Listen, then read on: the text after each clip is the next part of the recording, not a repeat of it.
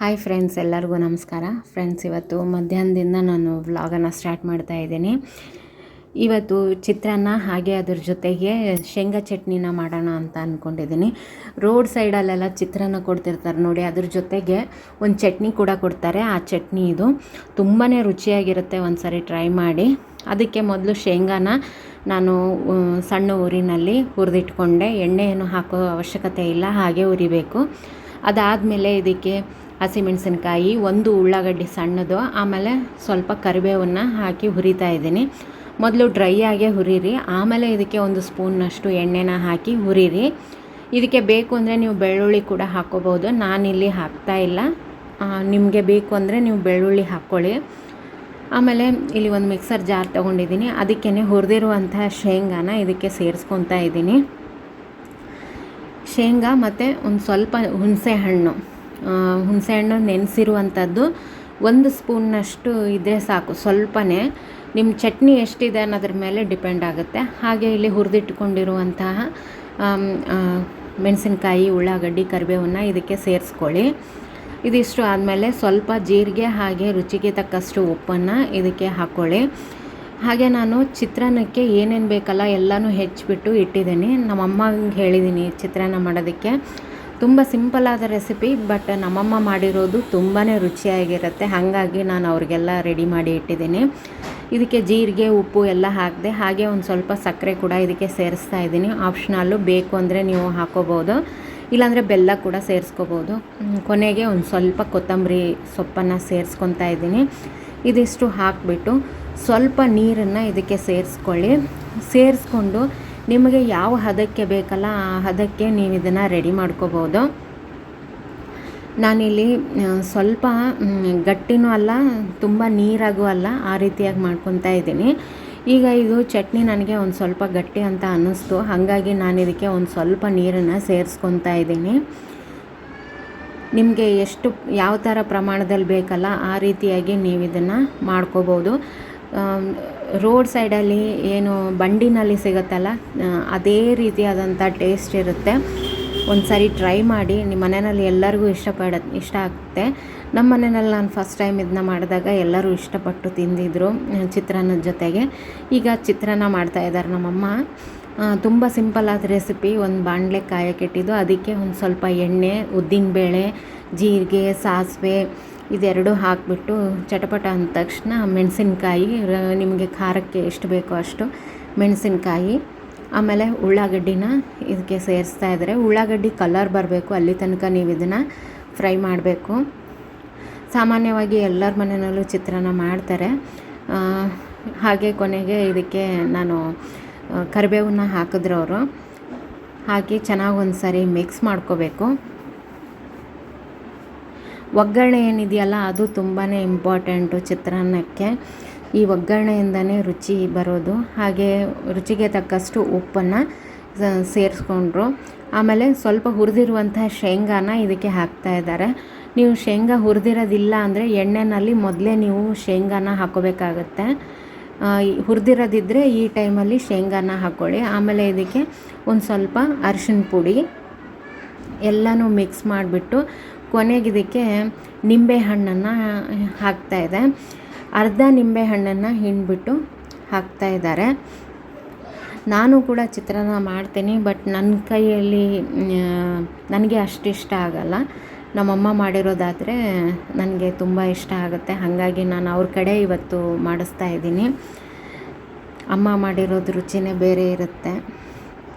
ಕೊನೆಗೆ ಇದಕ್ಕೆ ಒಂದು ಸ್ವಲ್ಪ ಸಕ್ಕರೆ, ಇದು ಕೂಡ ಆಪ್ಷನಲ್ಲು, ಬೇಕು ಅಂದರೆ ನೀವು ಹಾಕೋಬೋದು, ಇಲ್ಲಾಂದರೆ ಇಲ್ಲ. ಮೊದಲೇ ಅನ್ನನ ಮಾಡಿ ಆರಕ್ಕಿಟ್ಟಿದ್ರು. ಈಗ ಇದು ಅನ್ನನ ಇದಿಷ್ಟು ಇದಕ್ಕೆ ಸೇರಿಸ್ತಾ ಇದ್ದಾರೆ. ಚೆನ್ನಾಗಿ ಒಂದು ಸರಿ ಮಿಕ್ಸ್ ಮಾಡ್ಕೋಬೇಕು. ನಮ್ಮ ಉತ್ತರ ಕರ್ನಾಟಕದಲ್ಲಿ ಏನಂದರೆ ಚಿತ್ರಾನ್ನ ಮಾಡಿ ಆದಮೇಲೆ ಪುಟಾಣಿ ಹಿಟ್ಟನ್ನು ಸೇರಿಸ್ತೀವಿ ನಾವು. ಎಲ್ಲ ಕಡೆ ಸೇರಿಸಲ್ಲ ಪುಟಾಣಿ ಹಿಟ್ಟನ್ನು. ನಮ್ಮ ಕಡೆ ಕಂಪಲ್ಸರಿಯಾಗಿ ಪುಟಾಣಿ ಹಿಟ್ಟು ಸೇರಿಸ್ತೀವಿ. ಇದು ನೋಡಿ ಚೆನ್ನಾಗಿ ಒಂದು ಸರಿ ಮಿಕ್ಸ್ ಆಗಬೇಕಿದು. ಮಿಕ್ಸ್ ಆದರೆ ಕೊನೆಗೆ ಪುಟಾಣಿ ಹಿಟ್ಟನ್ನು ಸೇರಿಸ್ಕೋಬೇಕಾಗತ್ತೆ. ಕೆಲವೊಂದು ಕಡೆ ಏನು ಮಾಡ್ತಾರೆ, ಹಾಗೇ ಇದನ್ನು ತಿನ್ನೋಕ್ಕೆ ಕೊಡ್ತಾರೆ. ಬಟ್ ನಮ್ಮಲ್ಲಿ ಏನಂದರೆ ಪುಟಾಣಿ ಹಿಟ್ಟು ಹಾಕಿದ್ರೇ ರುಚಿ. ಈಗ ಕೊತ್ತಂಬರಿ ಹಾಕಿಬಿಟ್ಟು ಒಂದು ಸಾರಿ ತಿರುಗಿಕೊಂಡು, ಈಗ ಅನ್ನ ಎಲ್ಲ ಮಿಕ್ಸ್ ಆಗಿದೆ ಚೆನ್ನಾಗಿ. ಈ ಟೈಮಲ್ಲಿ ಏನಂದರೆ ಎಲ್ಲ ಮಿಕ್ಸ್ ಆದಮೇಲೆ ಕೊನೆಗೆ ಇದಕ್ಕೆ ಪುಟಾಣಿ ಹಿಟ್ಟು ಇದನ್ನು ಒಂದು ಸಾರಿ ಹಾಕಿ ನೋಡಿ, ತುಂಬಾ ರುಚಿಯಾಗುತ್ತೆ ಚಿತ್ರಾನ್ನ. ಸ್ವಲ್ಪ ಹಾಕಬೇಕು, ಏನು ಜಾಸ್ತಿ ಏನು ಅವಶ್ಯಕತೆ ಇಲ್ಲ. ನೋಡಿ ಇಲ್ಲಿ ಸಣ್ಣ ಸ್ಪೂನಲ್ಲಿ ಹಾಕ್ತಾಯಿದೆ, 2 ಸ್ಪೂನ್ನಷ್ಟು ಹಾಕಿದ್ದಾರೆ. ಚೆನ್ನಾಗಿ ಒಂದು ಸಾರಿ ಮಿಕ್ಸ್ ಮಾಡ್ಕೊಂಬಿಟ್ರೆ ಚಿತ್ರಾನ್ನ ರೆಡಿ ಆಗುತ್ತೆ. ಮಧ್ಯಾಹ್ನದ ಊಟಕ್ಕೆ ಒಳ್ಳೆ ಕಾಂಬಿನೇಷನ್ ಅಂತಲೇ ಹೇಳ್ಬೋದು. ಅದೆಲ್ಲ ಮುಗಿಸ್ಕೊಂಡು ನಮ್ಮಮ್ಮ ಅದೆಲ್ಲ ರೆಡಿ ಮಾಡಿ ಇಟ್ಟರು. ಈಗ ಒಂದು ಪಾರ್ಸಲ್ ಬಂದಿತ್ತು, ಅದನ್ನು ಓಪನ್ ಮಾಡ್ತಾಯಿದ್ದೀನಿ. ಇದೇನೆಂದರೆ ಪೆನ್ ಇದೇನೆಂದರೆ ಸ್ಟೀಲ್ ಮೇಲೆ ಆಮೇಲೆ ಗ್ಲಾಸು, ಆಮೇಲೆ ಪ್ಲಾಸ್ಟಿಕ್ಕು, ಅದ್ರ ಮೇಲೆಲ್ಲ ಬರೆಯೋದಕ್ಕೆ ಬರುತ್ತೆ. ಇದು ಹೋಗೋದಿಲ್ಲ, ಆ ಥರದ್ದು ಪೆನ್ನಿದು. ತುಂಬ ಚೆನ್ನಾಗಿದೆ ಅಂತ ನನ್ನ ಫ್ರೆಂಡ್ ಹೇಳಿದ್ಲು, ಹಾಗಾಗಿ ನಾನು ಇದನ್ನು ತರಿಸಿದ್ದೆ. ಯಾಕಂದರೆ ಸ್ಕೂಲ್ಗೆ ಮಕ್ಕಳು ಏನಾದರೂ ಸಾಮಾನು ತೊಗೊಂಡೋದ್ರೆ ಅದ್ರ ಮೇಲೆ ಹೆಸರು ಬರೆಯೋಕ್ಕಾಗಲ್ಲ. ಈ ಟಿಫಿನ್ ಬಾಕ್ಸ್ ಮೇಲೆ ಕೆಲವೊಂದಕ್ಕೆ ಹೆಸರು ಬರ್ಸಿರಲ್ಲ ನಾವು, ಅಂಥದ್ರ ಮೇಲೂ ಬರಿಬೋದು. ಗಾಜಿನ ಬಾಟ್ಲು, ಗಾಜಿನ ಗ್ಲಾಸು, ಅಥವಾ ಕಟ್ಟಿಗೆದು ಏನಾದರೂ ಇದ್ದರೆ ಎಲ್ಲದ್ರ ಮೇಲೂ ಬರೆಯೋಕ್ಕೆ ಬರುತ್ತೆ ಇದು. ಇದಕ್ಕೆ 2 ಥರ ಪಿನ್ ಕೊಟ್ಟಿದ್ದಾರೆ. ಒಂದು ದಪ್ಪ ಪಿನ್ ಇದೆ, ಇನ್ನೊಂದು ಈ ಥರ ಚೂಪಿದೆ.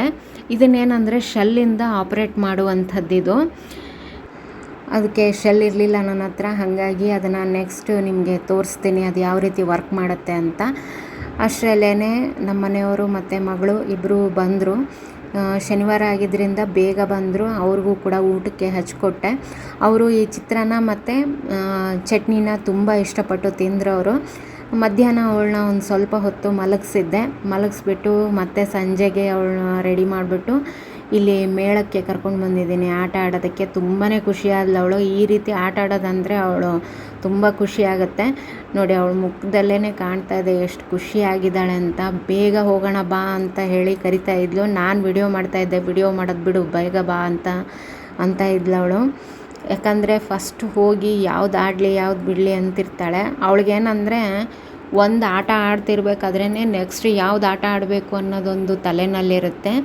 ನೋಡಿ, ಈ ರೀತಿ ಎಲ್ಲ ಆಟ ಆಡೋದು ಬಂದಿದೆ. ದೊಡ್ಡವ್ರಿಗೆ ಒಂದು 4 ಥರ ಇದೆ ಆಟ ಆಡೋದಕ್ಕೆ, ಸಣ್ಣವ್ರಿಗೆ ಒಂದು 4 ಥರ. ಜಾಸ್ತಿ ಇರಲ್ಲ, ಬಟ್ ಸ್ವಲ್ಪ ಈ ರೀತಿಯಾಗಿ ಬಂದಿರುತ್ತೆ. ಮೊದಲೆಲ್ಲ ಬಂದಿರ್ತಿದ್ದಿಲ್ಲ, ಈಗ ಒಂದು 2-3 ವರ್ಷದಿಂದ ಈ ಥರ ವರ್ಷಕ್ಕೊಂದು ಸರಿ ಈ ಮೇಳ ಮಾಡ್ತಾರೆ. ಟ್ರೈನ್ ಕೂಡ ಇತ್ತು, ನಾವು ಟ್ರೈನಲ್ಲಿ ಅವಳ ಜೊತೆಗೆ ಹೋದ್ವಿ.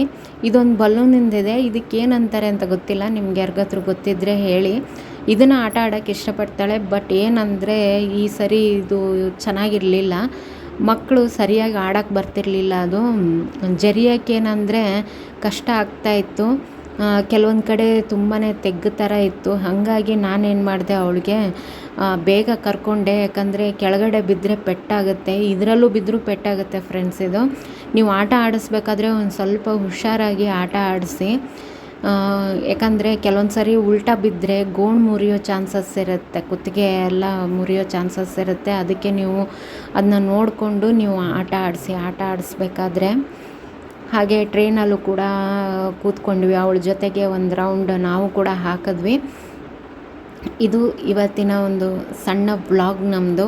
ವಿಡಿಯೋ ಇಷ್ಟ ಆದರೆ ಒಂದು ಲೈಕ್ ಮಾಡಿ ಫ್ರೆಂಡ್ಸ್. ಇನ್ನೂ ತನಕ ನನ್ನ ಚಾನಲ್ ಸಬ್ಸ್ಕ್ರೈಬ್ ಮಾಡ್ಕೊಂಡಿಲ್ಲ ಅಂದರೆ ದಯವಿಟ್ಟು ಸಬ್ಸ್ಕ್ರೈಬ್ ಮಾಡಿಕೊಂಡು ವಿಡಿಯೋಗಳನ್ನು ನೋಡಿ ಸಪೋರ್ಟ್ ಮಾಡಿ ಅಂತ ಹೇಳ್ತೀನಿ.